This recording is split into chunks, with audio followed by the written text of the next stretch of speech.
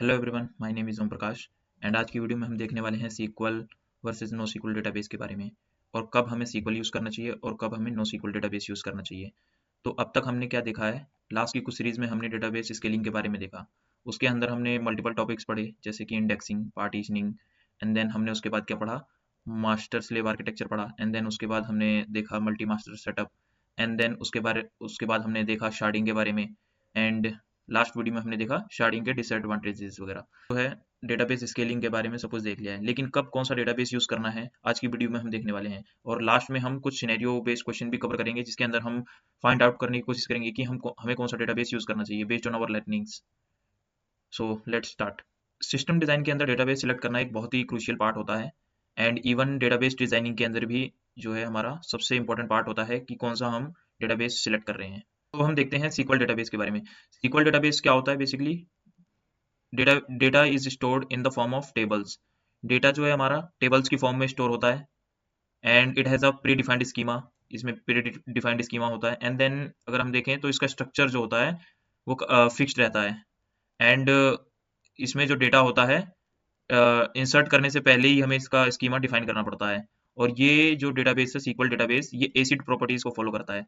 सो ACID properties क्या होती हैं? ACID means atomicity and C for consistency, I for isolation and D for durability. So इसको हम एक सेपरेट वीडियो में कवर कर लेंगे, लेकिन ऑन अ हाई लेवल अगर हम बात करें, एटोमिसिटी बोलता है कि कोई भी ट्रांजेक्शन या तो सक्सेसफुल होगा या फिर अनसक्सेसफुल होगा, उसके बीच का कोई भी स्टेट नहीं रहेगा। कंसिस्टेंसी, जिस जो स्टार्ट स्टेट है एंड जो एंड स्टेट है दोनों सेम रहेंगे, उसमें कोई चेंज नहीं है। लेट्स से एग्जांपल की बात करें तो यूजर 1 के पास 100 रुपीज है, यूजर 2 के पास 50 रुपीज है, तो टोटल हमारे पास बैलेंस कितना है? 150 एंड ट्रांजेक्शन के बाद कितना बैलेंस रहेगा? वो भी 150 ही रहेगा। सो यूजर 1 ने यूजर 2 को लेट से 50 रुपीज ट्रांसफर किए, तो यूजर 1 के पास 50 रुपीज रह जाएंगे एंड यूजर 2 के पास 100 रुपीज हो जाएंगे। अगर हम टोटल देखें तो अभी भी 150 ही है। तो कंसिस्टेंसी क्या कहता है? Start state and and state will be the same and I for isolation. And isolation का मतलब होता है कि हमारी जितनी भी ट्रांजेक्शन्स चलेंगी वो इंडिपेंडेंटली चलेंगी। जैसे मल्टीपल रिक्वेस्ट आती है, हर एक नया ट्रांजेक्शन क्रिएट करेगा for particular transaction. Let's say user 1 ने यूजर 2 को ट्रांसफर करा and there is another transaction going on between user 3 and user 4। So वो आपस में कोई भी कॉन्फ्लिक्ट क्रिएट नहीं करेंगे, कोई भी ट्रांजेक्शन एक दूसरे को कॉन्फ्लिक्ट नहीं करेगा और किसी भी तरीके से इनका जो डेटा है आपस में एक्सचेंज नहीं होगा। सो ये आइसोलेटली क्या करेंगे? रन करेंगे, इंडिपेंडेंटली रन करेंगे। एंड डी फॉर ड्यूरेबिलिटी, अगर एक बार कमिट हो गया देन उसके बाद चाहे सिस्टम फेल हो चाहे सिस्टम क्रैश हो, हमारा डेटा कहीं ना कहीं एक जगह सेव रहेगा एंड उसे हम बाद में कभी भी रिट्रीव कर सकते हैं। सो हमारे पास बैकअप होना चाहिए उस डेटा का मल्टीपल प्लेसेस पे। सो ड्यूरेबिलिटी स्टेट दैट कि हमारा डेटा हमेशा के लिए कमिट होने के बाद स्टोर रहेगा। So on a high level this is acid. इसको हम एक बार डीप में देख लेंगे अपने किसी एक सेपरेट लेक्चर में, आने वाली वीडियोस में। सो सीक्वल क्या है?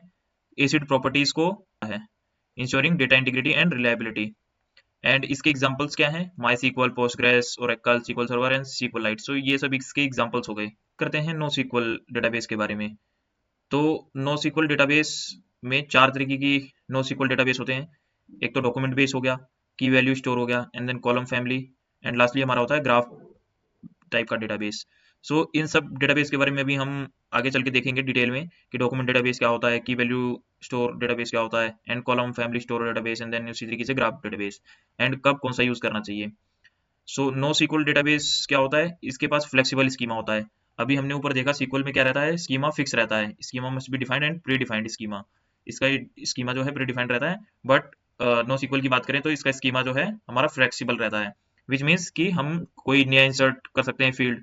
लेट्स से कि हमारे पास एक ऑब्जेक्ट है, उसमें दो फील्ड्स हैं, एक यूजर के पास नेम, ईमेल एंड एज है एंड एक यूजर के पास नेम है, एज है, ईमेल उसके पास नहीं है, तो हम ईमेल को स्किप कर सकते हैं। But in case of SQL उसको तीनों की तीनों प्रॉपर्टीज देनी ही पड़ेंगी। बट यहाँ पे नो सीक्वल के केस में क्या है? अगर हम दो प्रॉपर्टीज भी देंगे तब भी ये स्टोर कर लेगा, तीन प्रॉपर्टीज देंगे तब भी स्टोर कर लेगा और बहुत सारी प्रॉपर्टीज देंगे तब भी स्टोर कर लेगा। सो इसमें कोई फिक्स स्कीमा नहीं रहता है नो सीक्वल के केस में। एंड अगर हम बात करें नो सीक्वल की तो ये स्ट्रिक्टली एसिड प्रॉपर्टीज को भी फॉलो नहीं करता है एंड ये प्रायोरिटाइज करता है अदर फैक्टर्स को जैसे स्केलेबिलिटी एंड परफॉर्मेंस को। No SQL, so no SQL के अंदर हम क्या कर सकते हैं? हॉरिजॉन्टल स्केलिंग कर सकते हैं, सीक्वल के अंदर हम वर्टिकल स्केलिंग कर सकते हैं। तो अगर हम देखें scaling in SQL versus no SQL के अंदर, तो SQL is design primarily to scale vertically, which means increasing hardware and CPU storage of a single server handle large data volume। इसका मतलब ये है कि अगर हमारे पास एक SQL DB है, तो इसको अगर हमें स्केल करना है ताकि हम बहुत सारा डेटा स्टोर कर पाएं या फिर लार्ज ट्रैफिक को हैंडल कर पाएं, तो हम हमें इसकी CPU या रैम, इन्हीं चीज़ों को हम बढ़ा सकते हैं, विच इज़ लिमिटेड। जैसा कि हमने अपने प्रीवियस लेक्चर्स में भी देखा था, ये कॉन्फ़िगरेशन जब भी हम बढ़ाते हैं तो ये एक सर्टेन लिमिट तक ही हम बढ़ा सकते हैं। SQL के केस में हम इसे वर्टिकली ही स्केल कर सकते हैं, there is no option like कि हम इसको हॉरिजॉन्टली स्केल कर सकें। सो इस केस में हमारा जो है वर्टिकली स्केलिंग होगा SQL के केस में, एंड नो SQL के केस में हमारा स्केल करेगा हॉरिजॉन्टली। हॉरिजॉन्टली कहने का मतलब हुआ कि एक सर्वर, दो सर्वर, इसी तरीके से हम मल्टीपल सर्वर्स क्रिएट कर सकते हैं एंड डेटा डिस्ट्रीब्यूट कर सकते हैं मल्टीपल सर्वर्स पे। SQL के केस में क्या रहता है कि पूरा का पूरा डेटा एक ही DB पे रहता है, एंड दूसरा DB अगर हम रखते भी हैं तो वो भी सेम डेटा कंटेन करता है। बट यहाँ पे क्या हो सकता है, शार्डिंग हमने देखा था, शार्डिंग हम किस में कर सकते थे, नो SQL के अंदर, क्योंकि उसके अंदर कुछ क्या रहता था कि हमारा कोई है एंड कुछ डेटा दूसरे DB पे है, उसका कुछ हिस्सा। सो कंप्लीट डेटा एक DB पे नहीं रहता था उस केस में, शार्डिंग के केस में।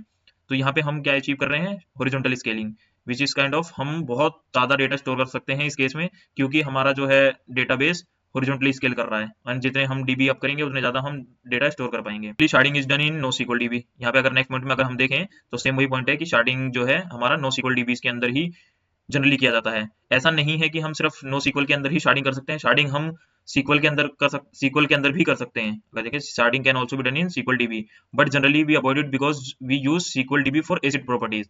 सो एसिड प्रॉपर्टीज जो है हमारी ब्रेक हो सकती हैं, और ऊपर से हमें कॉम्प्लेक्स जॉइन अप्लाई करने में भी काफी प्रॉब्लम आएगी अगर हमारे पास डेटा मल्टीपल शार्ट्स में अवेलेबल है, एंड अगर ये SQL है, SQL DB हमने यूज किया हुआ है, एंड कोई क्वेरी हमने परफॉर्म करी जिसमें से हमें डेटा फैच करना है, तो ये दोनों DB पे जाएगा एंड दोनों DB से डेटा फैच करके लेके आएगा, एंड देन कॉम्प्लेक्स जॉइंस लगाना ये काफी डिफिकल्ट टास्क हो जाता है। So we generally avoid for SQL and it is not also optimized for the SQL DB। तो हम बात करते हैं कि कब हमें कौन सा डेटाबेस यूज करना चाहिए, कब हमें SQL यूज करना चाहिए, कब हमें नो SQL यूज करना चाहिए। तो उसके लिए कुछ पॉइंटर्स हैं, जैसे कि अगर हमारा डेटा जो है वो अनस्ट्रक्चर्ड है एंड फ्लेक्सिबल स्कीमा है, सो हमें नो SQL यूज करना चाहिए। एग्जाम्पल के लिए जैसे रिव्यूज है या रिकमेंडेशंस हैं ई कॉमर्स एप्लीकेशन के अंदर, तो हम इसके लिए यूज कर सकते हैं नो SQL। एंड अगर डेटा जो है स्ट्रक्चर्ड होता है, फिक्स स्कीमा होता है, तो हमें SQL यूज करना चाहिए, जैसे कि customer accounts table e commerce के अंदर जैसे हो गया। एंड अगर डेटा इंटीग्रिटी, कंसिस्टेंसी ये हमें चाहिए, तो SQL DB हमें यूज करना चाहिए because it maintains ACID properties, जैसे कि हमने अभी थोड़ी देर पहले देखा। ये सब हम किस में यूज करते हैं, जैसे फाइनेंशियल ट्रांजेक्शन हो गया या अकाउंट बैलेंस हो गया, ऑर्डर पेमेंट या स्टॉक ट्रेडिंग, इन सब के अंदर हमें जो है एसिड प्रॉपर्टीज एंड हमें कंसिस्टेंसी चाहिए होती है, तो हम इसमें क्या यूज करते हैं, SQL DB यूज करते हैं। एंड इन केस की अगर हमें हाई अवेलेबिलिटी चाहिए और स्केल भी करना है हमें बहुत ज्यादा अपने DB को, तो उस केस में हमें एंड ऑल्सो लो लेटेंसी भी चाहिए, तो हम क्या यूज करेंगे, नो SQL DB यूज करेंगे, because no SQL is horizontally scalable and also we can use sharding. ठीक है, एंड ये सब हम किस चीज के लिए यूज कर सकते हैं, लाइक पोस्ट्स, लाइक कमेंट्स, ये सब बहुत ही हाई अमाउंट में हमारे पास आता है, तो इसको स्टोर करने के लिए हमारे पास डेटाबेस का साइज बहुत ज्यादा बड़ा होना चाहिए। जैसे कि अगर हम एक सोशल मीडिया एप्लीकेशन का एग्जांपल लें, तो उसके अंदर पोस्ट और लाइक्स मिलियंस में आते हैं, एंड इवन कमेंट्स भी। तो इन सबको स्टोर करना SQL के ऊपर will be a costly, and even we might not be able to store all the data, because SQL का जो है डेटाबेस का साइज वो काफी लिमिटेड रहता है, इवन वर्टिकल स्केल करने के बाद भी वो एक लिमिटेड रहेगा, but in case of no SQL we can horizontally scale as much as we want। and next point है, when you want to perform complex queries, joins, aggregation, इससे साफ ही पता चला है कि हमें SQL यूज करना चाहिए इस केस में। एंड जब जनरली कॉम्प्लेक्स क्वेरी या परफॉर्म करना होता है, डेटा एनालिटिक्स वगैरह, उस केस में हम SQL यूज करते हैं। तो आपको एक ब्रॉडर आइडिया लग गया होगा कि कब हमें SQL यूज करना चाहिए और कब हमें नो SQL यूज करना चाहिए। तो डेटाबेस डिसाइड करने के लिए हमारे पास कुछ फैक्टर्स हैं। सो पहला फैक्टर है कि हमारा डेटा किस तरीके का है, क्या वो स्ट्रक्चर डेटा है, या वो सेमी स्ट्रक्चर डेटा है, या फिर वो अनस्ट्रक्चर डेटा है। Based on this we can choose our DB। Let's say कि अगर हमारा डेटा स्ट्रक्चर्ड है तो हम क्या यूज कर लेंगे, इस केस में हम यूज कर लेंगे SQL, and in case of unstructured we can use no SQL, and in case of semi structured we can also use like no SQL। And relationship type अगर हम देखें, क्या वो हैवी जॉइंस है, उसमें बहुत सारे जॉइंस लग रहे हैं, एंड फॉरेन की का कॉन्सेप्ट यूज हो रहा है, ट्रांजेक्शन हमें चाहिए टेबल्स में या नहीं चाहिए। अगर ये सब चाहिए, तो अगर बहुत सारे जॉइंस हैं एंड फॉरेन की भी यूज हो रहा है एंड ट्रांजेक्शन भी है एंड रिलेशनशिप है भी है बेसिकली, तो हमें क्या यूज करना चाहिए, SQL यूज करना चाहिए उस केस में, SQL DB। एंड स्केल के बारे में बात करें, तो अगर हमारे पास मिलियंस ऑफ रिकॉर्ड हैं या बिलियंस ऑफ रिकॉर्ड हैं या ग्लोबल ट्रैफिक है, इन सबको अगर हमें हैंडल करना है तो no SQL will be better here, because हम इसको क्या कर सकते हैं, हॉरिजॉन्टली स्केल कर सकते हैं। अगर हमारा सिर्फ मिलियंस में डेटा है तो maybe we can go with the SQL, but अगर हमारे पास बिलियंस ऑफ डेटा है और ग्लोबल ट्रैफिक को हैंडल करना है तो उस केस में हम नो सीक्वल पे जा सकते हैं। अगर मिलियंस ऑफ डेटा है तो we can simply go with the SQL as well.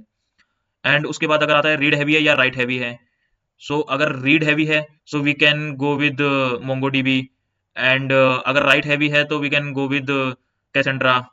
अभी आगे आने वाली वीडियोस, आगे आने वाले स्टेप्स में हम ये देखेंगे। और अगर स्ट्रॉन्ग कंसिस्टेंसी रिक्वायर्ड है तो लाइक बैंकिंग सिस्टम हो गया या सोशल मीडिया के अंदर, बैंकिंग सिस्टम के अंदर अगर हमें स्ट्रॉन्ग कंसिस्टेंसी चाहिए तो उस केस में हम क्या यूज करेंगे, सीक्वल यूज करेंगे। And in case of social media strong consistency हमें रिक्वायर्ड ही नहीं है, अगर लेट भी अपडेट हो, इवेंचुअली अपडेट हो, तब भी हमारा चल जाएगा, तो उस केस में हम क्या यूज करेंगे, नो सीक्वल यूज करेंगे। एंड क्वेरी कॉम्प्लेक्सिटी की बात करें कि अगर क्वेरी हमारा काफी कॉम्प्लेक्स क्वेरी यूज हो रहा है, फिल्टरिंग यूज हो रहा है, जॉइंस भी यूज हो रहा है, एंड तो इस केस में हम क्या यूज करेंगे, सीक्वल यूज करेंगे। And in case of simple की लुकअप है तो उस केस में हम इंडेक्सिंग का यूज करके सीक्वल भी यूज कर सकते हैं, और we can go with directly text based search or other search, so no SQL भी यूज कर सकते हैं, क्योंकि नो सीक्वल के अंदर भी हमारी इंडेक्सिंग वर्क करती है। तो इन सब फैक्टर्स के बेस पे हम अपना सीक्वल या नो सीक्वल डिसाइड करते हैं। अगर हम सीक्वल के बारे में और थोड़ा देखें तो सीक्वल के एग्जांपल्स क्या है, माइस्क्ल, पोस्टग्रेस, ओरेकल। एंड ये हमें तब यूज करना चाहिए जब हमें एसिड प्रॉपर्टीज चाहिए हो, डेटा के बीच में क्लियर रिलेशनशिप हो, एंड कॉम्प्लेक्स क्वेरीज हमें रिक्वायर्ड हो, एंड डेटा कंसिस्टेंसी रिक्वायर्ड हो हमारे एप्लीकेशंस के अंदर।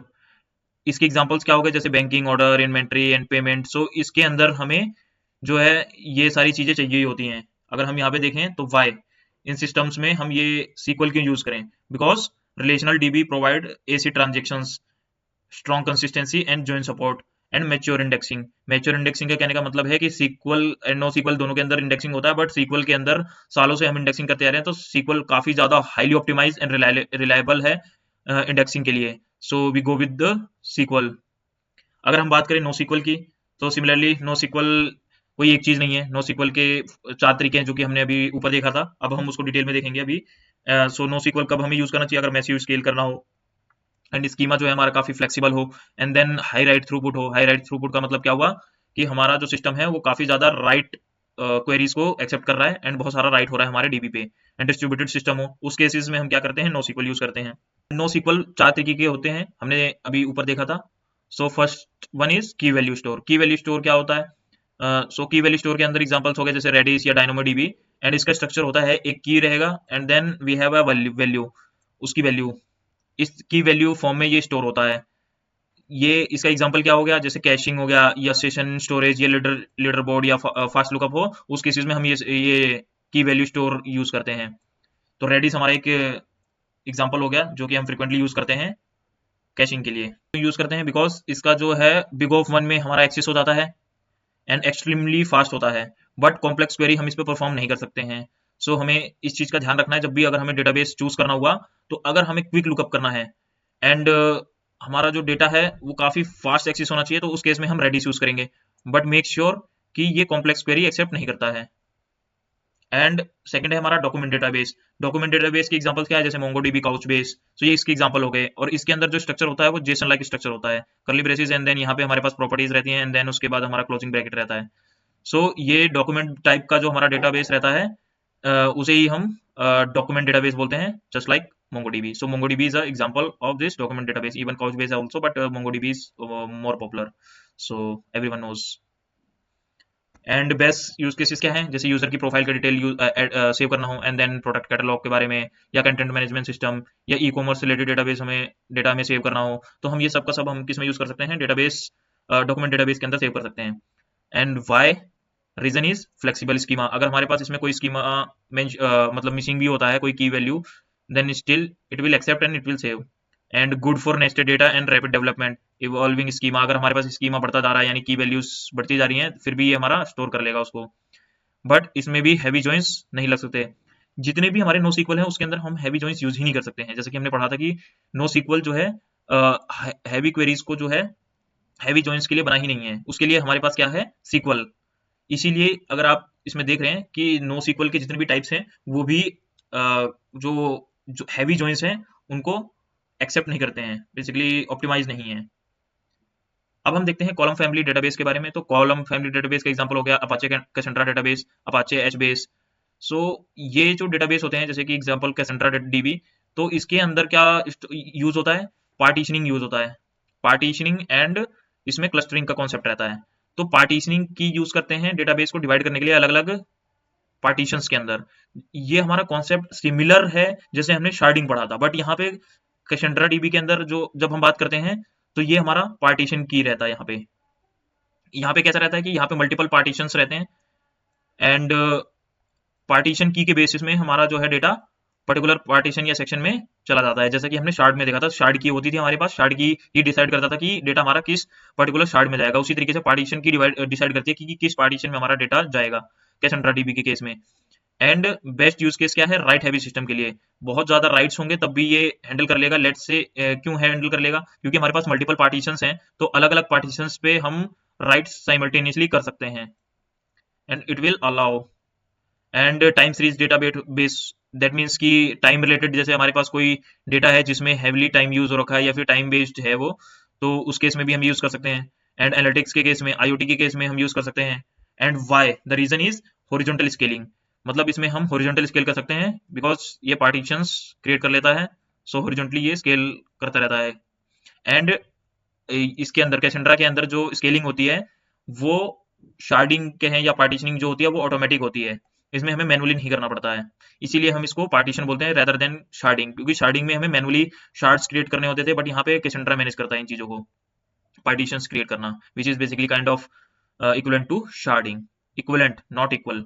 ओके। एंड हाई अवेलेबिलिटी होती है कैसेंड्रा की। एंड मैसिव डेटा जो है हमारा ये स्टोर हो सकता है इसके अंदर। एग्जांपल लेट्स से कि मैसेज या लॉगिंग सिस्टम, ये इतना ज्यादा डेटा होता है, मैसेज बिलियंस ऑफ मैसेजेस हमारे स्टोर हो रहे होते हैं एंड लॉग्स हर एक सेकंड्स में हमारे जो है लॉग्स वो भी स्टोर हो रहे होते हैं।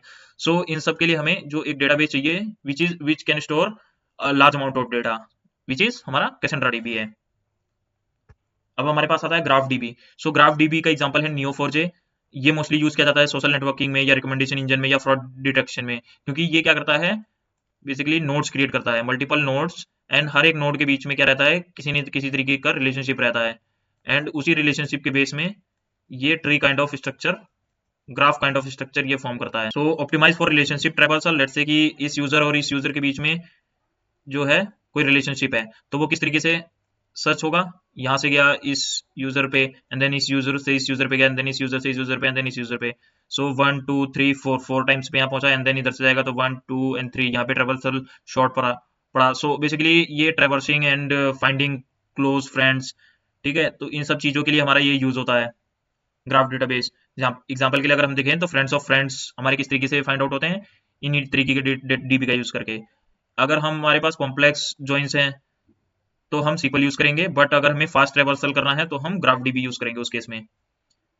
अब एक कंपैरिजन देख लेते हैं, SQL एंड नो SQL के बीच में कंपैरिजन देखते हैं। सो नो SQL का जो स्कीमा होता है वो फिक्स रहता है, बट अगर हम बात करें नो SQL के बारे में तो ये फ्लेक्सिबल रहता है। एंड ट्रांजेक्शन्स की बात करें तो ये काफी स्ट्रॉन्ग ट्रांजेक्शन्स रहता है, एसिड प्रॉपर्टीज को फॉलो करता है। बट नो SQL के अंदर ट्रांजेक्शन्स जो होते हैं बट वो जो है पर्टिकुलर डॉक्यूमेंट बेस यानी एटॉमिक ट्रांजेक्शन्स रहते हैं SQL के अंदर।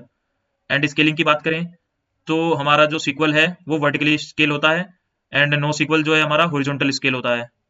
एंड वर्टिकल स्केलिंग की जो है लिमिट होती है, बट हॉरिजॉन्टल स्केल में हम काइंड ऑफ इनफाइनाइट स्केलिंग कर सकते हैं। यूज केसेस के बारे में बात करें, SQL कहाँ पे मोस्टली यूज होता है, जहाँ पे हमें स्ट्रॉन्ग ट्रांजेक्शन्स स्कीमा चाहिए हो। एंड नो SQL यूज होता है जहाँ पे हमें स्ट्रॉन्ग कंसिस्टेंसी और स्ट्रॉन्ग ट्रांजेक्शन प्रॉपर्टीज नहीं चाहिए हो, उस केस में हमारा नो SQL यूज होता है। फॉर एग्जाम्पल बैंकिंग सिस्टम के केस में हमारा SQL यूज होगा and in case of social media हमारा यूज होगा नो SQL डेटाबेस। अब हम एक एग्जांपल देखते हैं रियल सिस्टम डिजाइन का, एक एग्जांपल कि इंस्टाग्राम अगर हमें डिजाइन करना है तो उसके लिए हम किस किस तरीके का डीबी यूज करेंगे। यूजर प्रोफाइल्स के लिए हम यूज करेंगे डॉक्यूमेंट डीबी, बिकॉज हमें जो है फ्लेक्सिबल स्कीमा हो सकता है यूजर प्रोफाइल का। एंड फीड कैशे के लिए हम रेडिस यूज करेंगे, बिकॉज बहुत सारे जो फीड्स हैं उसको तुरंत हमें शो करना है। लेट्स से कि किसी ने अपना ऐप ओपन कराया है उसकी फीड में कुछ हमें शो करना है, तो उसकी फीड में शो करने के लिए हम उसको रेडिस में स्टोर कर सकते हैं। एंड इसका जो लुकअप होता है वो काफी फास्ट होता है, जो कि हमने देखा था रेडिस में की वैल्यू फॉर्मेट में हमारा जो है डेटा स्टोर होता है की वैल्यू फॉर्मेट में, which is big of 1। Time complexity होती है एंड काफ़ी फास्ट रिट्रीवर होता है। सो हम डेटा कहाँ स्टोर करेंगे, रेडिस में, फीड को। एंड देन रिलेशनशिप अगर कोई है, जैसे फॉलोवर्स टाइप का है, फॉलोवर्स ऑफ फॉलोवर्स, सो हम उस केस में हम ग्राफ डीबी यूज करेंगे। अगर हमारा पेमेंट रिलेटेड चीजें हैं तो हम SQL यूज करेंगे। अगर हमारा कोई भी चीज लॉग्स रिलेटेड डेटा है तो हम कैसेंड्रा डीबी यूज करेंगे, because Cassandra dB is right heavy and horizontally scalable. System में ऑफनली हम क्या यूज करते हैं, मल्टीपल डीबी यूज करते हैं, नॉट अ सिंगल डीबी की हमने एक सिस्टम बनाया एंड पूरे सिस्टम का डेटा जो है हम एक सिंगल डीबी पे स्टोर कर रहे हैं। बट हम क्या करते हैं, यूजली एक्चुअल सिस्टम के अंदर क्या करते हैं, अलग अलग यूज केसेस के हिसाब से अलग अलग डीबी यूज करते हैं। लेट्स से कि फीड के लिए है तो फीड के लिए अलग डीबी यूज हो गया, यूजर प्रोफाइल हो गया, यूजर की प्रोफाइल के लिए अलग डीबी यूज हो गया। इसी तरीके से हम मल्टीपल डीबी यूज करते हैं बेस्ड ऑन रिक्वायरमेंट। इसी को ही हम क्या बोलते हैं, पॉलीगॉट परसिस्टेंस, जब हम मल्टीपल डीबी यूज करते हैं एक सिंगल सिस्टम के अंदर। देख लेते हैं कि कैप थ्योरम किस तरीके से अप्लाई होता है हमारे इस डीबी के अंदर, किस तरीके से हमें कैप थ्योरम को करना चाहिए while selecting the dB. So in distributed system के अंदर अगर हम बात करें तो तीनों में से कोई दो ही चीज हम अचीव कर सकते हैं, हमने कैप थ्योरम के अंदर पढ़ा था, आइदर कंसिस्टेंसी एबिलिटी और पार्टीशन, और कंसिस्टेंसी एंड पार्टीशन। तीनों चीज हम अचीव नहीं कर सकते हैं। एंड उसके अंदर भी हम जो है पार्टीशन टॉलरेंस जो है, इसको ये तो नॉन नेगोशिएबल होता है। सो आइदर हम CA या फिर AP, नॉट CA, CP और AP, इन्हीं दोनों में से कोई चीज अचीव कर पाते हैं। CA is not also possible because of this P। इसका मतलब है partition tolerance will never happen, but partition tolerance हमारा होता है। उस केस में हमारा जो है सिस्टम ही डाउन चला जाएगा, विच वी डोंट वांट। सो इस केस में हमारा जो है CP या AP, इन्हीं दोनों में से हम चूज करते हैं। ये आप जाके देख सकते हैं कि CA इम्पॉसिबल क्यों है, ये हमारी प्रीवियस लेक्चर्स में आपको मिल जाएगा, कैप थ्योरम वाली लेक्चर में। अगर एग्जांपल की बात करें तो कैसेंड्रा जो है AP प्रोवाइड करता है, यानी अवेलेबिलिटी इसकी हाई होती है एंड पार्टीशन टॉलरेंस रहता है ये। एंड मोंगोडीबी की बात करें तो ये कंसिस्टेंसी प्रोवाइड करता है एंड पार्टीशन टॉलरेंस प्रोवाइड करता है। तो कंसिस्टेंसी कॉन्फ़िगरेबल है, अगर हम कॉन्फ़िगरेशन अच्छी तरीके से करेंगे तो वो कंसिस्टेंसी जो है हमें CP हम अचीव कर सकते हैं। बात करें डायनामोडीबी की तो यहाँ पे हम AP अचीव कर सकते हैं। So if you need like strong consistency तो चूज CP, बिकॉज C से कंसिस्टेंसी होगी और P से पार्टीशन टॉलरेंस। एंड अगर हमें हाई अवेलेबिलिटी चाहिए तो choose AP, because A for availability and P for partition tolerance. तो पार्टीशन टॉलरेंस तो नॉन नेगोशिएबल है, विच आई मेंशन्ड। एंड तो आइदर हम C या A, इन दोनों में से कोई सा चूज करते हैं बेस्ड ऑन अवर रिक्वायरमेंट। अब हम देखते हैं कॉमन इंटरव्यू मिस्टेक्स, जो कि जनरली हम कहते हैं like MongoDB is always better for scaling. So ऐसा नहीं है। And choosing no SQL without reason, बिना किसी रीजन के हम हर जगह नो SQL यूज कर रहे हैं। And not discussing read write patterns, कि रीड हैवी है या राइट हैवी है। इग्नोरिंग कंसिस्टेंसी को हम इग्नोर कर रहे हैं कि हमारे सिस्टम में कंसिस्टेंसी रिक्वायर्ड है या इवेंचुअल कंसिस्टेंसी विल वर्क। सो ये सारी चीजें हमें अवॉइड नहीं करनी है, इन सब पे भी हमें ध्यान देना है। अब हम देखेंगे कुछ सिनेरियोज जिसके अंदर हम डिसाइड करेंगे कि हमें कौन सा डेटाबेस यूज करना चाहिए और कौन सा डेटाबेस यूज नहीं करना चाहिए। सो सिनेरियो 1 है हमारा बैंकिंग ट्रांजेक्शन सिस्टम। इसके अंदर हमें रिक्वायरमेंट जो दी हुई है, money transfer between two accounts, strong consistency required, no data loss allowed, account balance must always be correct, complex reporting queries, moderate scale. So आप वीडियो को पॉज करके सोचिए कि यहाँ पे हम कौन सा डीबी यूज कर सकते हैं and what is the reason behind that. हम यूज कर सकते हैं कौन सा डीबी, SQL DB के अंदर हम क्या यूज कर सकते हैं, पोस्टग्रेस यूज कर सकते हैं। हम SQL DB यूज कर सकते हैं, SQL के अंदर पोस्टग्रेस यूज करते हैं। Why? Because SQL provides strong consistency and उसके अंदर डेटा लॉस नहीं होता है। एंड अकाउंट बैलेंस हमेशा करेक्ट रहता है बिकॉज ऑफ ट्रांजेक्शन प्रॉपर्टीज। तो अगर हम देखें कि हमें कौन सा डीबी यूज करना चाहिए तो हमें पोस्टग्रेस DB यूज करना चाहिए। And why Postgres? Because banking requires strict consistency which is CP। तो CP हमें कैसे अचीव हो सकता है, even temporary inconsistency cause many duplication, that's why we need like strict consistency। so इस केस में हम क्या यूज कर सकते हैं, relational DB like Postgres with proper transaction and isolation level। so यहाँ पे ये हमें consistency प्रोवाइड करता है, ACID properties प्रोवाइड करता है। so because of these हम क्या है यहाँ पे SQL DB यूज करेंगे। दूसरे सिनेरियो की बात करें, रियल टाइम चैट एप्लीकेशन हमारे पास और बिलियंस ऑफ मैसेज हैं इसके अंदर, राइट हैवी वॉल्यूम है and message mostly received by conversation and simple queries है लाइक यूजर आईडी या कन्वर्सेशन आईडी के बेस पे। एंड हाई अवेलेबिलिटी होनी चाहिए एंड स्ट्रिक्ट कंसिस्टेंसी होनी चाहिए। Like then strict consistency, like consistency एक बार को इवेंचुअली भी चलेगी बट हाई अवेलेबिलिटी होनी चाहिए। सो इस केस में हम कौन सा डीबी यूज करेंगे, stop the video and think about that. इस केस में हम यूज करेंगे Cassandra DB। Why Cassandra DB? क्योंकि कैसेंड्रा DB के अंदर हाई राइट थ्रूपुट होता है, पार्टीशन हम कर देंगे कन्वर्सेशन आईडी के बेस पे एंड ये कैसेंड्रा डीबी जो है हाई अवेलेबल होता है, हॉरिजॉन्टल स्केलिंग कर सकते हैं इसके अंदर हम, and we can partition data by like conversation ID and ensure all the messages of the conversation are stored together so efficient read हो सके। सो इन सब रीजंस की वजह से हम इसको क्या यूज करेंगे, Cassandra DB which is a type of no SQL DB. Third scenario की बात करें तो इसके अंदर हमारे पास क्या है, रिक्वायरमेंट्स क्या है, प्रोडक्ट स्कीमा चेंज फ्रिक्वेंटली। सो यहाँ से हमें आइडिया लग जा रहा है कि अगर हमारा फ्रिक्वेंटली चेंज हो रहा है स्कीमा, सो हम नो सीक्वल डायरेक्टली यूज करेंगे। नो सीक्वल एक आइडिया लग गया हमें यहाँ से, no SQL. And some products have different attributes, that means also no SQL. Read heavy system, no SQL के अंदर हमारे पास रीड हैवी सिस्टम कहाँ हो सकता है, कैसेंड्रा के अंदर, मोंगोडीबी के अंदर, मोंगोडीबी हम यूज कर सकते हैं। Filter by category, price, rating and millions of products हैं।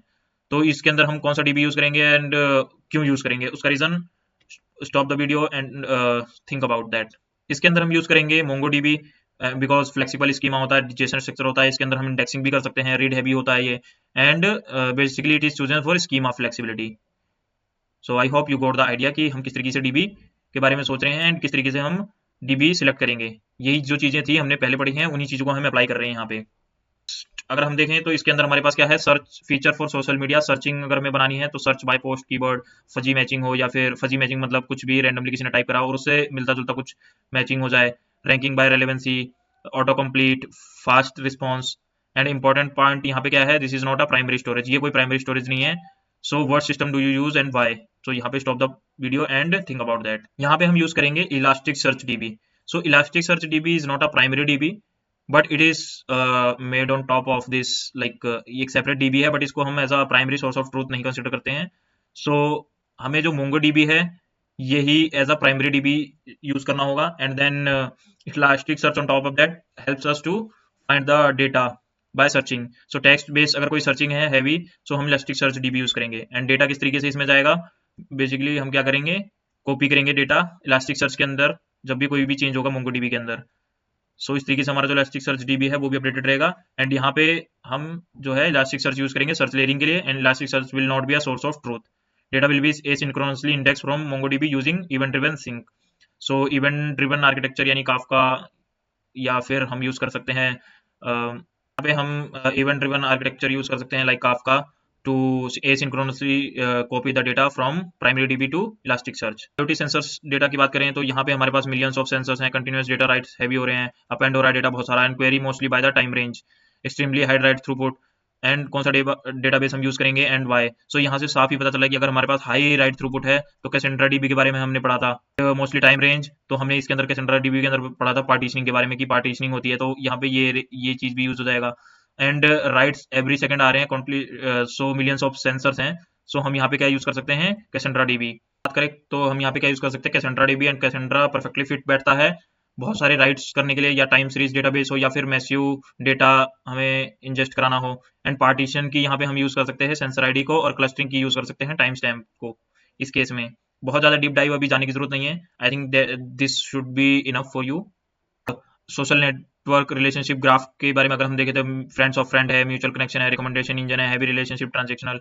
सो कौन सा डीबी एंड क्यों यूज करना चाहिए, तो यहाँ से साफ पता चल रहा है कि हमें कौन सा डीबी यूज करना चाहिए। हमें यूज करना चाहिए ग्राफ डीबी, एंड उसके अंदर Neo4j था हमारा ग्राफ डीबी के अंदर एग्जाम्पल। सो हम वो यूज कर सकते हैं इस केस में। देखें तो large companies rarely use graph DBs media, and the reason is why, because scaling बहुत ही मुश्किल होती है हॉरिजॉन्टली स्केल करना ग्राफ डीबी को, और कॉम्प्लेक्स डिस्ट्रीब्यूशन सेटअप होता है उसका डिस्ट्रीब्यूटेड एनवायरनमेंट के अंदर। That's why we don't use graph DB, even though theoretically it is correct, but in practically we do not use. और अगर हम कैसेंड्रा, अगर हम बात करें तो इसकी जगह हम क्या यूज कर सकते हैं, कैसेंड्रा डीबी यूज कर सकते हैं फॉर एडजेंसी लिस्ट के लिए, and graph dB only for analytic purpose के लिए। अगर हमारे पास कोई हैवी रिलेशनशिप ट्रेवल्सल है तो हम क्या यूज कर सकते हैं, Neo4j यूज कर सकते हैं, लेकिन at extreme scale adjacency list हम क्रिएट कर सकते हैं कैसेंड्रा के अंदर। सो Cassandra will be fine here, so we can use यहाँ पे कैसेंड्रा डीबी। सिस्टम की बात करें, user authentication system last scenario की, तो इसके अंदर अगर हमारे जैसे स्टोर ईमेल पासवर्ड है, unique email, constraint, transaction required, security critical, moderate scale. So हम इसके अंदर यहाँ पे देख पा रहे हैं कि हमें ट्रांजैक्शन प्रॉपर्टीज चाहिए, सिक्योरिटी क्रिटिकल है, और यहाँ पे हमारे पास जो है कंस्ट्रेंट भी है। तो यहाँ पे हम क्या यूज कर सकते हैं, SQL DB यूज कर सकते हैं। एंड SQL DB यूज कर सकते हैं बिकॉज वो मॉडरेटली स्केल भी हो सकता है, क्योंकि वर्टिकल स्केलिंग होती है इसके अंदर, and also these properties are applied in the SQL। So अगर हम SQL के अंदर देखें तो PostgreSQL DB हम यूज कर सकते हैं यहाँ पे, और कंस्ट्रेंट, ट्रांजैक्शन, एसिड प्रॉपर्टीज, ये सारी चीजें बाय डिफॉल्ट हमें SQL के अंदर मिलती है। और ऑथेंटिकेशन की बात करें तो authentication data requires strong consistency and unique constraint on the email relation DB। That's why relational dB is ideal for this scenario. So I hope you got the idea कि हम किस तरीके से हमने डेटाबेस को डिसाइड करते हैं and कौन सा डेटा कब यूज करना चाहिए। तो इस तरीके से आप इसको एक बार गो थ्रू कर सकते हो लेक्चर को दोबारा, अगर आपको कुछ समझ नहीं आया। Even you can comment in the comment box, I will reply if you have any doubt. Thank you for this video and will meet you in the next video. Thank you.